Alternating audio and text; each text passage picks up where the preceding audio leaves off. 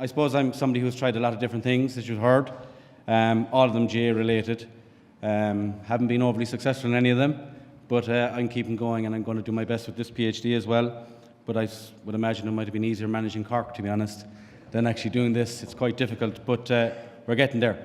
What I want to talk about isn't really about my study as such and the findings in my study. It's much more to do with talent identification and development, talent environments, and then at the very end, a look at what I think an ideal model for the GAA would look like. In terms of my own study, I went away and I went to look at what do the most successful counties in this country do in their development academies. I want to look at how players are supporting those academies. And I also want to look at how the players actually felt themselves. You know, what it's like to be an elite under-16 footballer in Ireland today in 6 particular counties. And that study is ongoing. But I suppose in terms of researching the research behind the study, I think that's what's important tonight, for you to take away what actually happens around the world in terms of talent, what happens around the world in terms of talent development and identification, what happens around the world in terms of building optimal environments, and how we can actually utilise all that research and come up with a model for ourselves.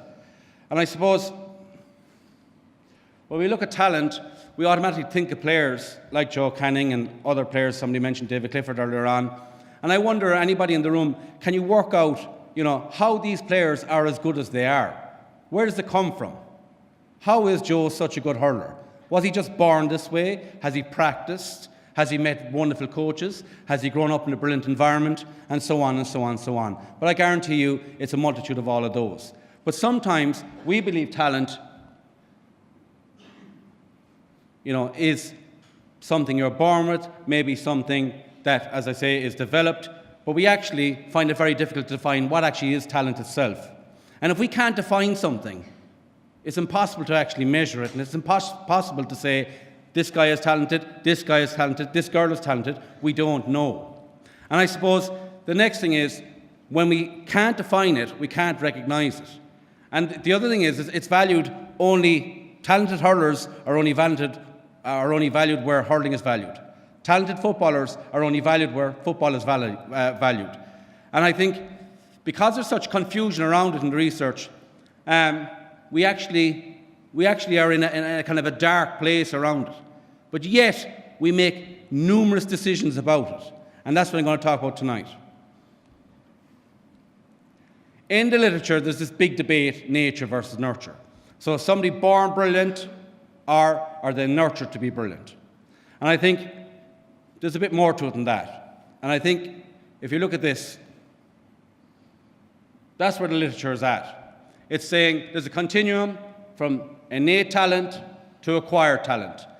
And people on the left-hand side of this would say, oh, somebody is born this way, you know, there are child prodigies, there are very few exceptional performers, and so on. On the other side, people talk about deliberate practice, which we speak about again in a minute, where somebody says, and there's been research about it, that you train for 10,000 hours and suddenly you're going to be brilliant.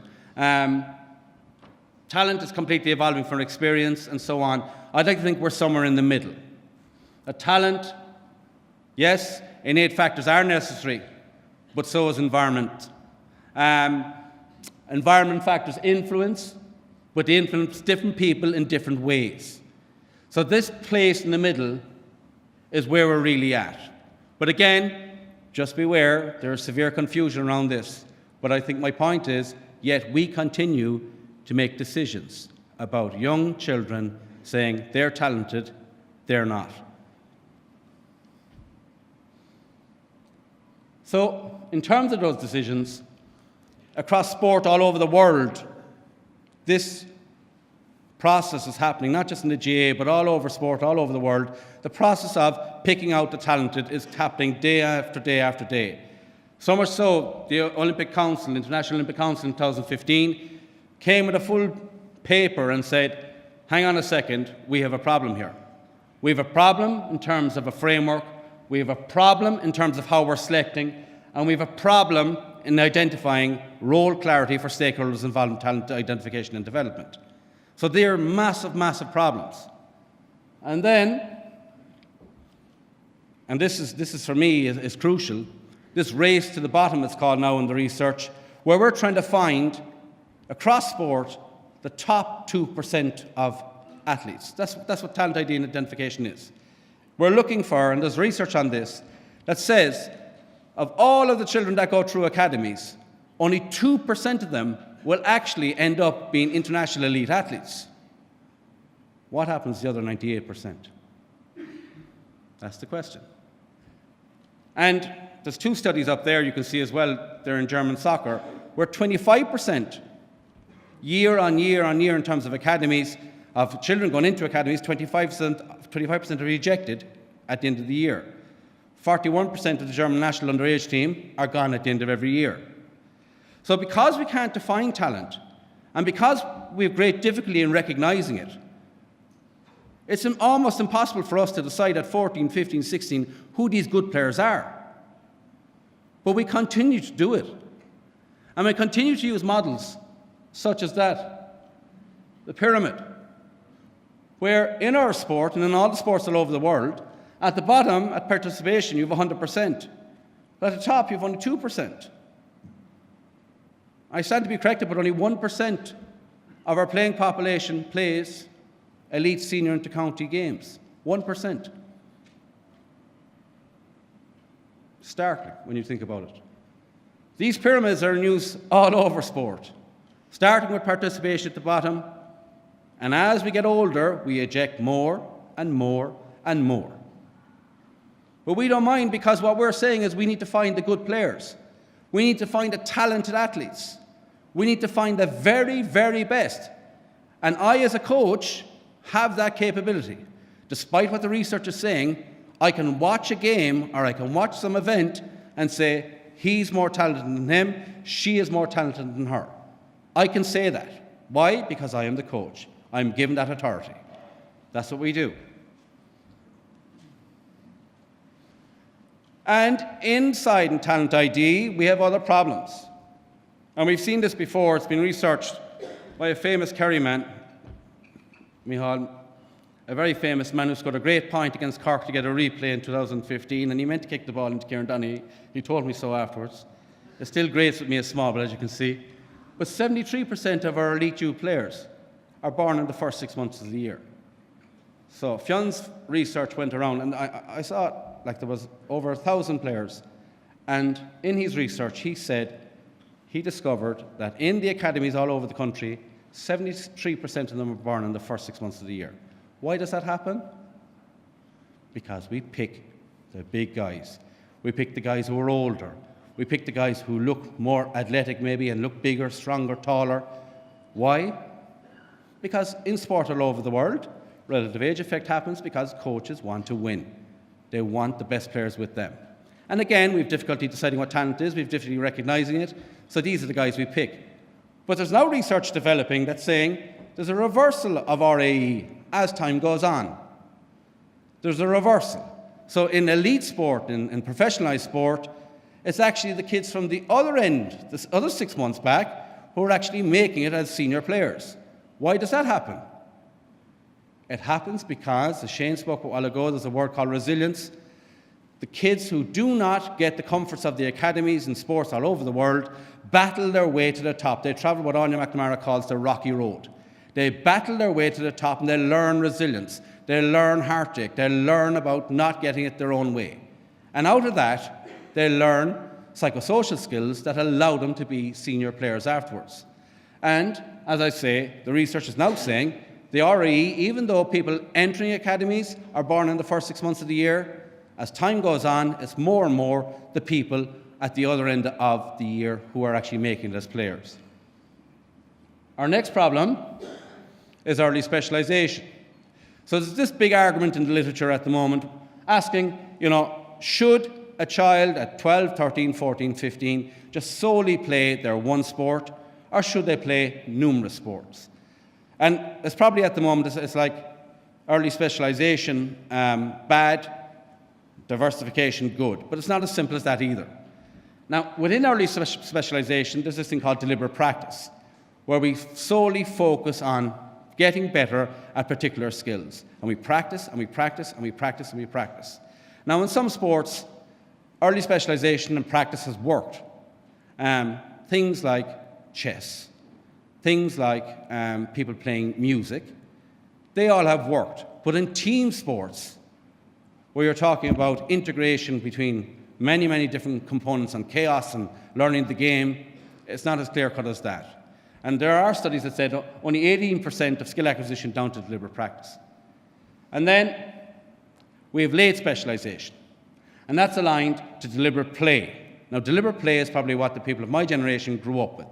That's in the garden, playing with your brothers and sisters, playing with your neighbours. Somebody said one time when the RDS was on, you're jumping over milk crates, pretending you're Eddie Mackin, all that kind of stuff. That all added up to us learning how to play. And developing backyard games, again, as they call it in the research, that's all in vogue at the moment. But as I say to you, the big message from this part of it is that we're still not sure which sports align to deliberate play, which sports align to deliberate practice. So again, there's mystery there surrounding our decision making. And then, biological maturation. That's not me, by the way. Some fellow said to me one time, is that you? No, it's not, no. But on that, just a funny one, on the Cork minor team that I played on, the full forward line had a combined weight of 45 stone. Right? 3 guys of 15 stone. It wasn't all me, by the way. 3 guys of 15 stone, the full forward line. Now, you talk about biological maturation, you talk about picking guys on size, you talk about relative age effect. There's cases of this all over the world. But the funny one about this is the boy at the back's picture just admiring the big fella going with the ball, if you can see him. He's just watching and saying it's going to be another try. It's just going to happen. We're now winning 70 points to nothing, all right? And this, I know it's funny looking at it, but this is what we do. This is what we do, and we do it all the time, guys. We do it because we're saying, this guy is a weapon. We're going to use him. He's so much bigger than everybody else. There's very little else goes on, but just give him the ball and he's going to do it. And I've seen this happening time and time and time again in my own club, in my own county, and all over the country. Because we as coaches make a decision that this person is going to help me win. But what are we doing for this person is the question. Very little. Very little. So we have those problems. We have loads of problems in terms of talent. We have loads of problems in terms of talent identification. And we have problems in terms of talent development. We don't know how much training to give people. We don't know what type of training to give people, really. But yet, we have continued to deliver the same practice after practice after practice. The one thing where we can make change is the environment, and that's where my interest comes in. The environment is crucial. And the research now has moved away from nature versus nurture, moved away from how much practice and what type of practice, and it's now really in the place of what type of environment can we create around the group so that the group functions properly and all of the players reach their potential. So, there are, in the research I'm doing, maybe 7 or 8 different foci that we can look at and input into whatever environment it is. It could be a small rural club, it could be a big club in Dublin, it could be a county team, it could be an academy team, it doesn't matter. But the research is saying that there are numerous things we can add to our environment to make players reach their potential. Now, by the way, it's extremely complex in terms of environmental constraints and other things that go on within the environment. It's not as straightforward as just give these 8 things and it's going to happen. But the first one is supportive relationships, right? Go back, sorry. Supportive relationships. And in that, if you take any team in the country, normally we have more than 15 players, and in this situation, you as the coach must create an environment where everybody is supportive of each other. Even if you're corner forward and another guy wants to be corner forward, and the two of you are fighting for the same position, can you create a culture around the team that allows those 2 guys to actually support each other? And that's the big question. I'm not going to go into these massively because we don't have time, but supportive relationships is point 1. Point 2, proximal role models. In every club in the country, there is a standout person. There is maybe 2 standout persons or 3 standout people if you're looking. And you've used them already, Shane and Ballygunner, the same effect. These people have unbelievable currency. They have unbelievable currency in the eyes of a child or a boy or a girl who's 12, 13, 14, 15, 16. Even for us, at our age, we all have had heroes in our lives. And these role models are underutilised, in my opinion. And I'm absolutely thrilled to hear that the project in Ballygunner has automatically said, we need to use these guys better. If we have county players, we need to use them better. These are the people, these are the rocks of our community, these are the pillars of our project, and we must use them more. Now, what happens in lots of sports is these elite players, these top guys in other sports, are invisible to the people on the ground. But the greatest thing about our sport is that these people are our men and women. You often hear your county men referred to as our man or our woman. They're ours. Not that we own them, but we want to belong to their successes. Now, as a child of 14, 15, 16, that is powerful. And if you're creating an environment in your club or in a county academy, it is absolutely vital that these people play a huge role. Not just bring them in for a chat, not just bring them in for a one-off talk to say, this is what it's like to be an inter-county player. They must live in the same environment as these people. Now, that's not easy to do, but clubs and counties, my advice is to orchestrate that as best you can.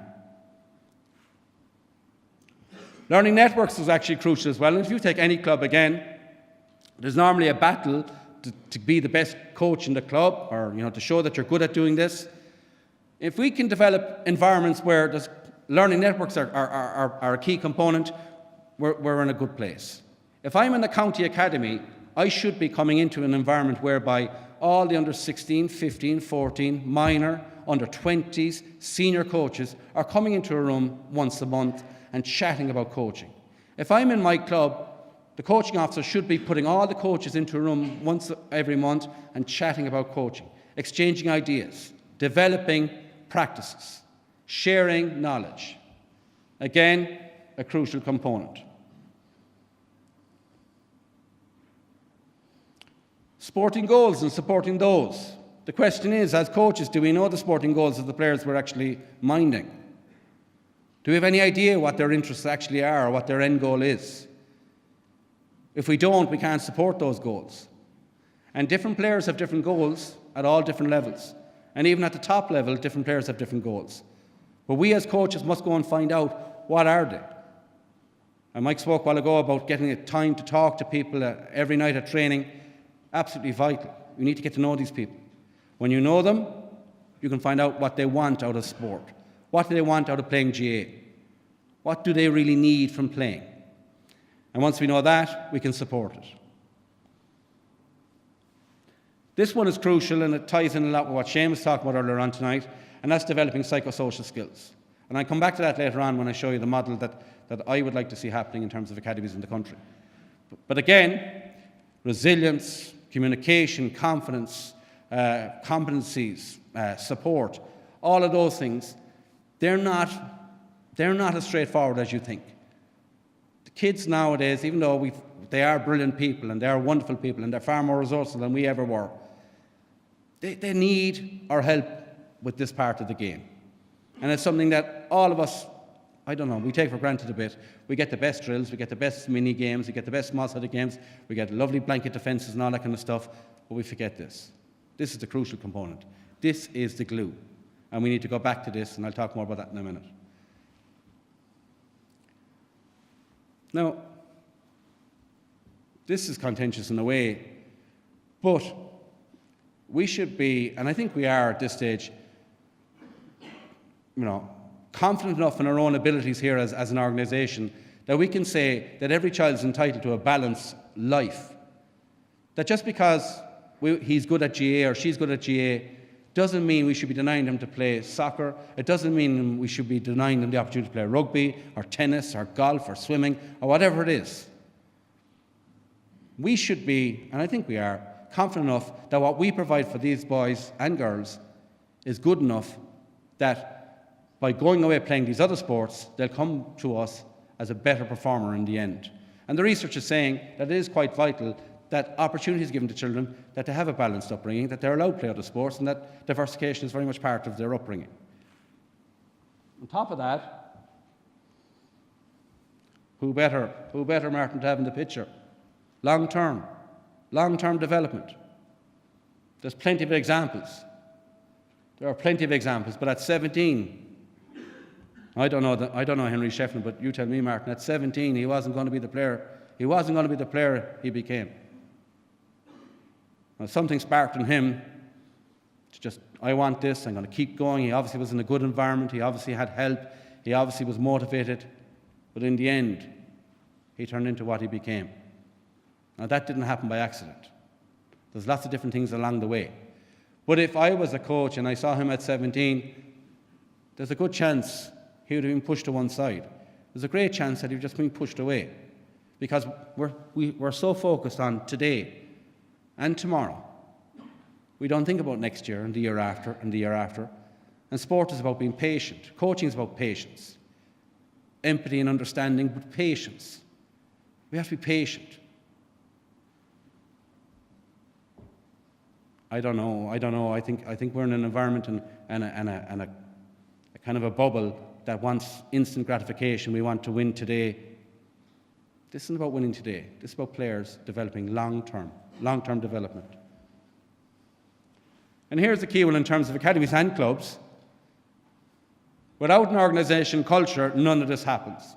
So one of the key things I'm finding is, if we don't have the organisation hub around development can't take place.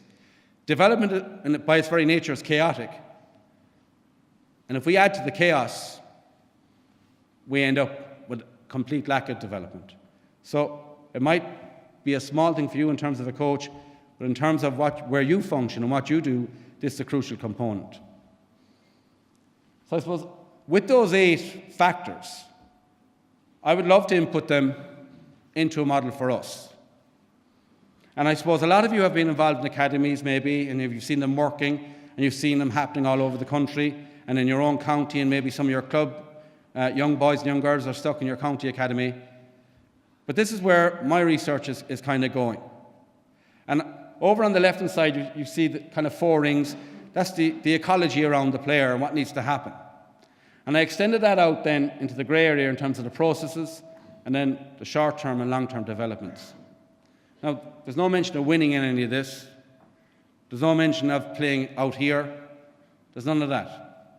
In the middle, I have those innate factors that the child is born with, those physical attributes, the psychological traits, and around them, I have developmental processes, the parts that we need to put together. But they don't function unless there's developmental relationships. We can't have school coaches and club coaches and county coaches pulling these kids in all different directions. And around that, I have developmental governance. So we as an organisation have to make this easier for this boy in the middle. And I look at academies, and it's different in every county, that's an absolute given. But I look at academies and I'd say there's a great possibility that in most counties, the academy should actually be delivered in second-level schools. And it's very, very interesting to see all the work that went on before my presentation here, that there could be a nice tie-in between the elite player and the guy who doesn't want to really play hurling or football, but wants to be involved in the GAA.